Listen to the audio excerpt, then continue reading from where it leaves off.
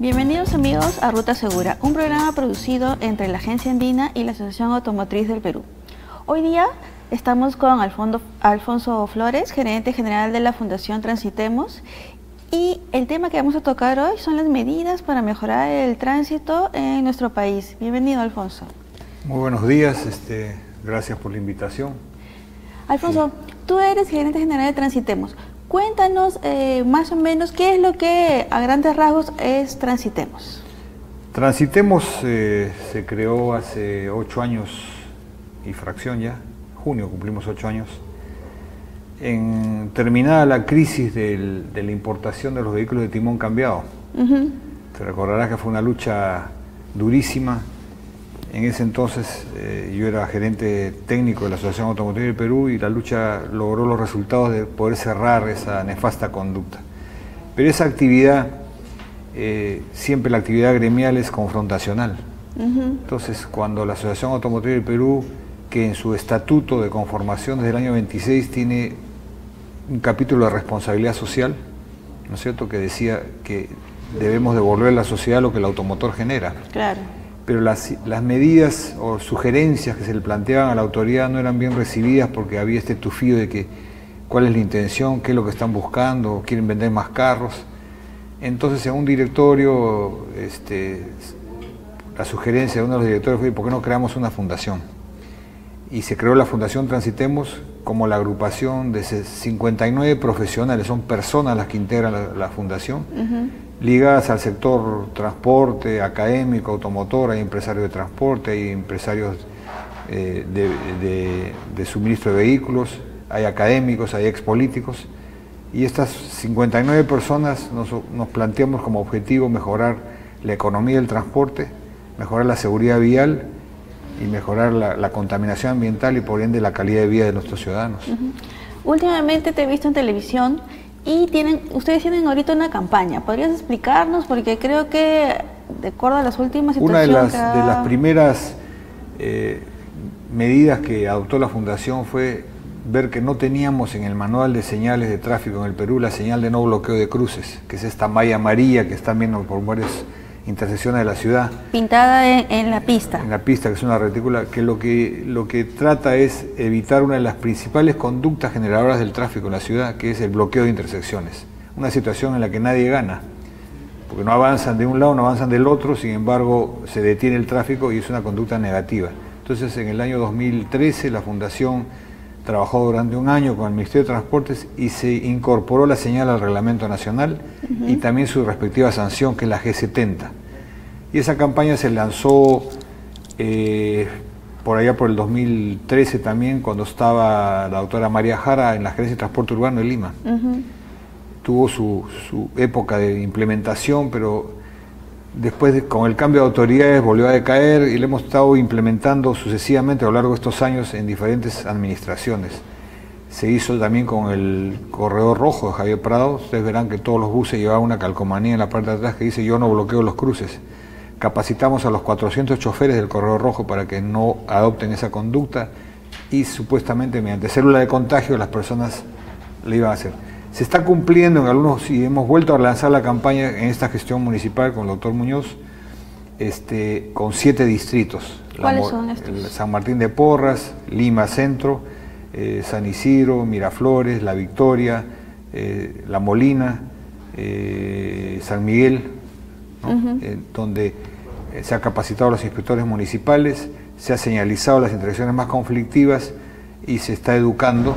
Y falta pues la acción policial de que se sancione al infractor, ¿no? Que es la parte que está faltando. La sanción. Así es. Ahora, ustedes han elegido algunos cruces. ¿Cuáles son estos cruces que hablabas que son los más complicados? Cada distrito escogió el suyo, según su criterio, y se ha empezado, digamos, por los menos conflictivos, entre comillas, para ir implementando la medida gradualmente en básicamente intersecciones que no tengan doble avenida de doble tránsito, porque la acción se complica porque hay que hacerla en ambos lados. Claro. Entonces se ha empezado por avenidas que son de un solo sentido por ambas calles y cada distrito escogió la suya.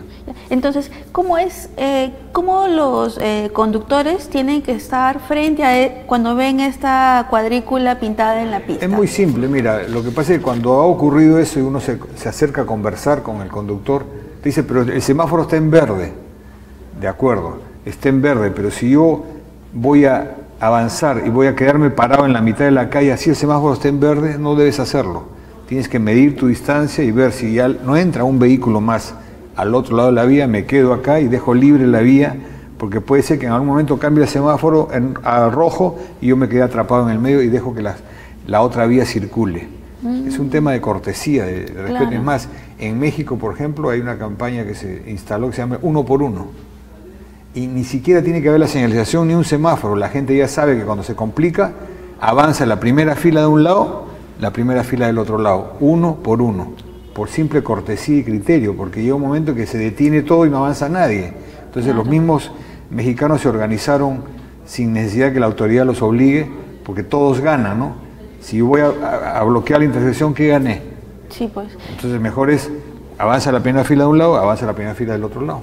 Y cumplir estas reglas de conducta, finalmente de cortesía, nos va a poder hacer de que lleguemos más rápido a nuestro... Por supuesto. Por ejemplo, otro ejemplo, ¿no? Y tiene que ver con el accidente o el siniestro. Yo no los llamo accidentes, tenemos que cambiar también la terminología.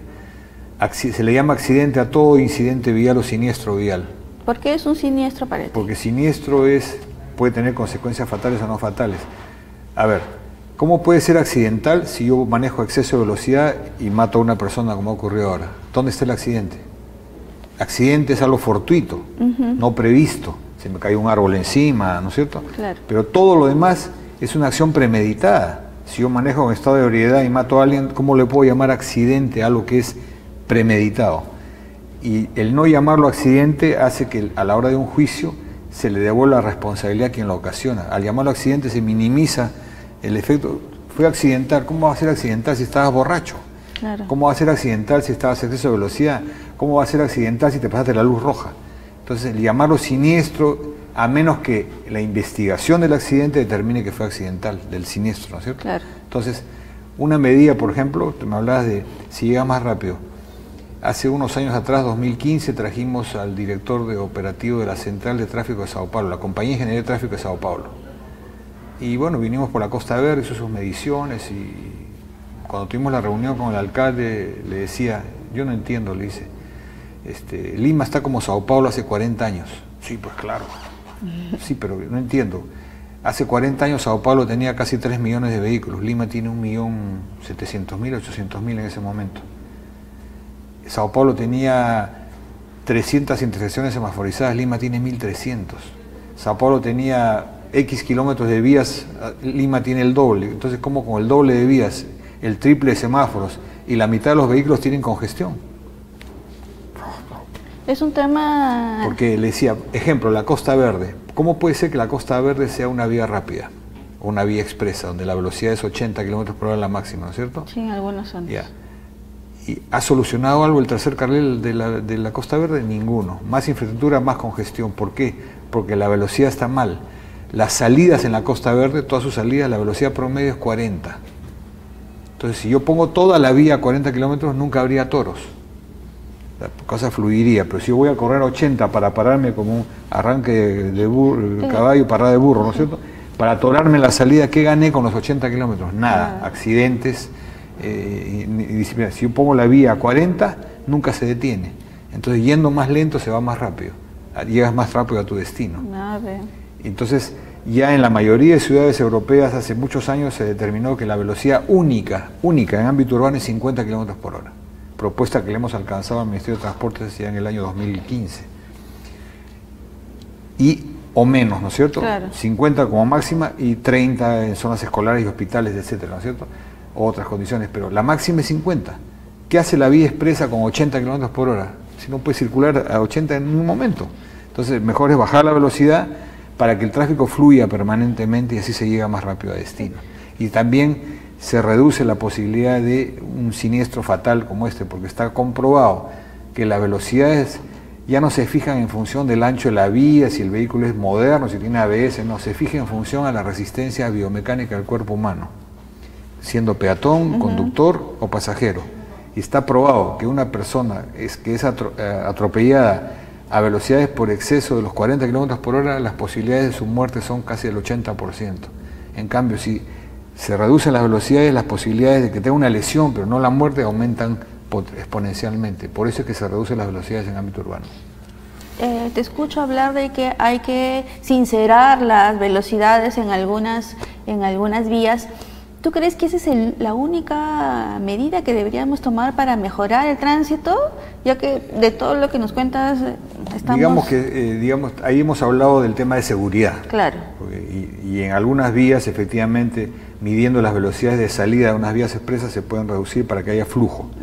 Pero hablar de medidas de mejoramiento del tránsito o el tráfico, depende de la acepción, es mucho más complejo que eso. Es un tema de rediseño vial. Nuestras calles están diseñadas en función a las carreteras y no a las ciudades. El manual de diseño de ciudades está basado en el US Highway Code, o sea, diseñamos nuestras calles como si fueran carreteras. La planificación urbana se hace en función al automóvil, no de las personas. La ciudad la habitan personas, no autos. Claro. Sin embargo, se planifica en función al auto. Entonces el diseño vial está equivocado. Mira lo que pasó ahí, las veredas son tan pequeñas que no hubo espacio para que estas personas pudieran salirse de la trayectoria del vehículo. Entonces se tiene que cambiar, mejorar el diseño vial. Las intersecciones están mal diseñadas en muchos casos. Los giros a la izquierda, los semáforos no están sincronizados porque la tecnología de los semáforos no está homogeneizada. Cada distrito tiene una marca distinta, el rojo no es rojo para un distrito, es verde para el otro. Entonces no hay fluidez del tráfico por varias razones. Diseño vial, cierto déficit de infraestructura, porque no lo es todo, pero Lima tiene un déficit de infraestructura, la nueva Panamericana, la periurbana, es decir, hay infraestructura vial que falta.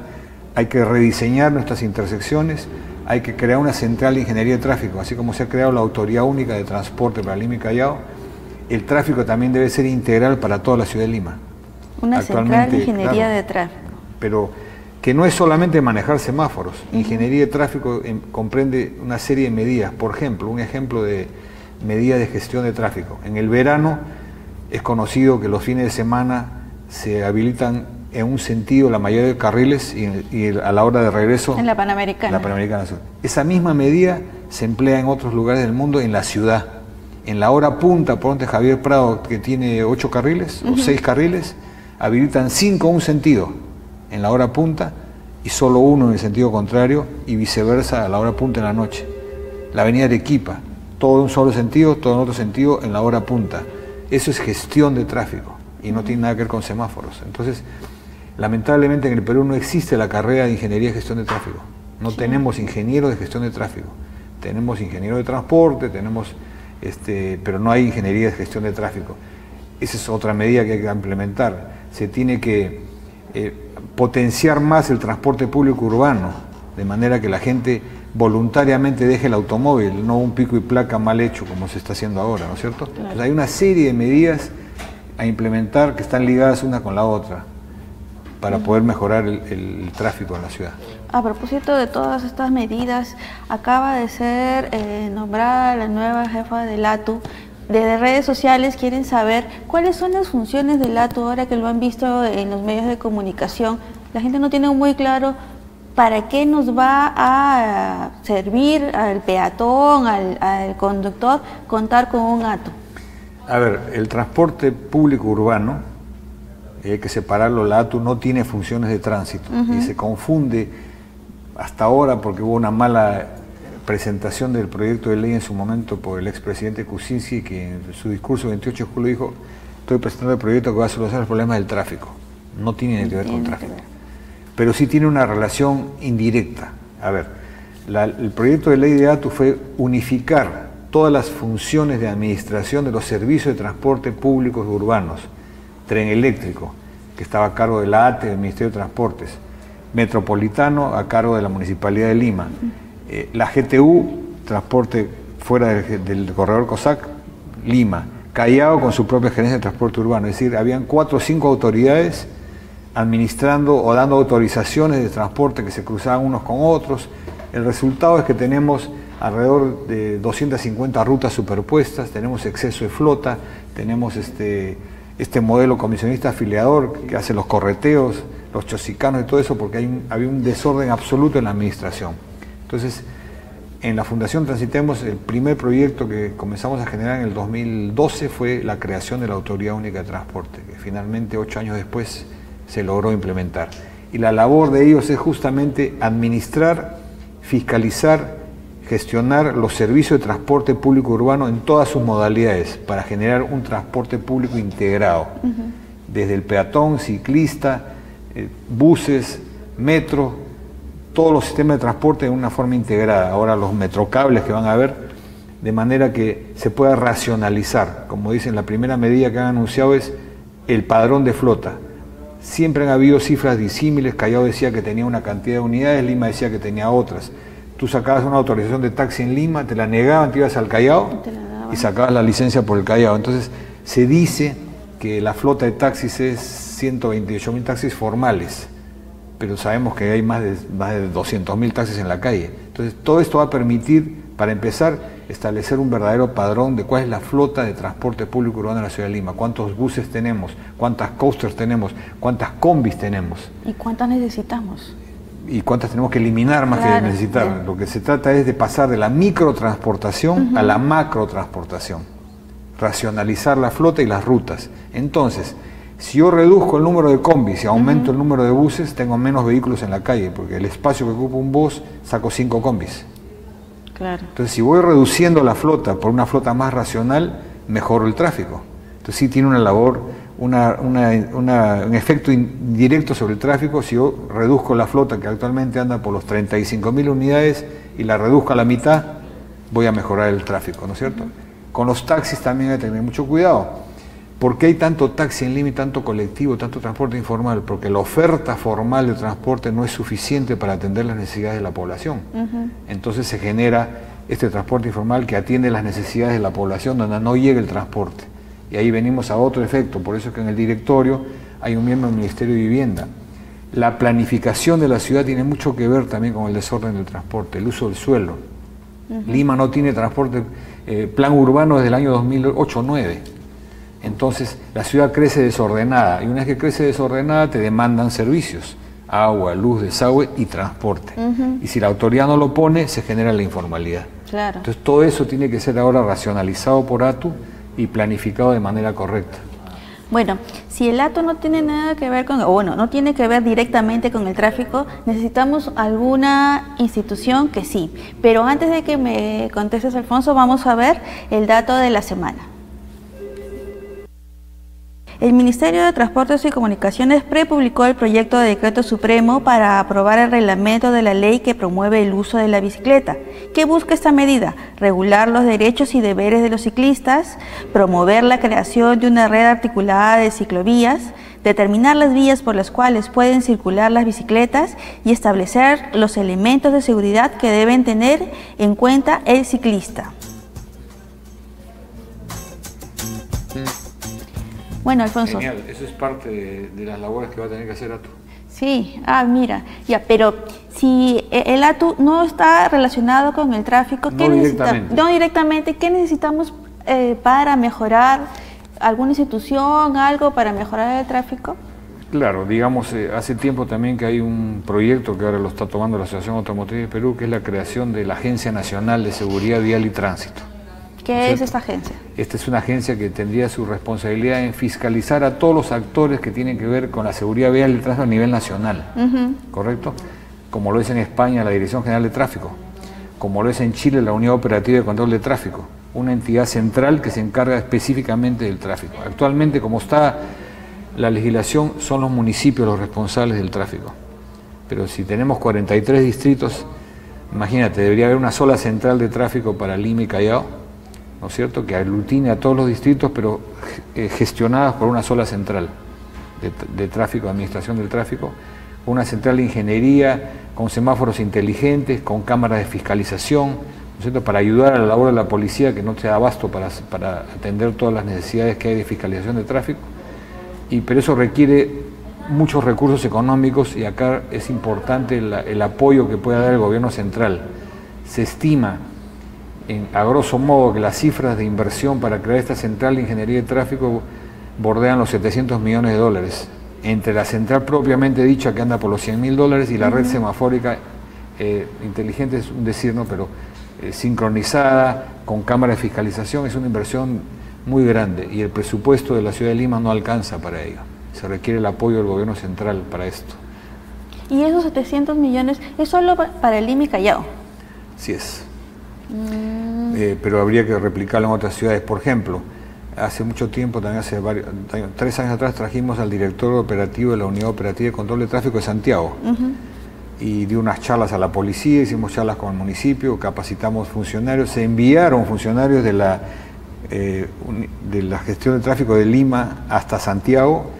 A su regreso se creó Protránsito, que era la idea de que Protránsito fuera esta gran entidad, claro, pero por falta de presupuesto no se hizo. Se capacitaron en Chile, y la idea era que se firmara un convenio de gobierno a gobierno, pero como allá es a cargo del Ministerio de Transportes, tendría que firmarse entre el Ministerio de Transporte de Chile y el Ministerio de Transportes de Perú.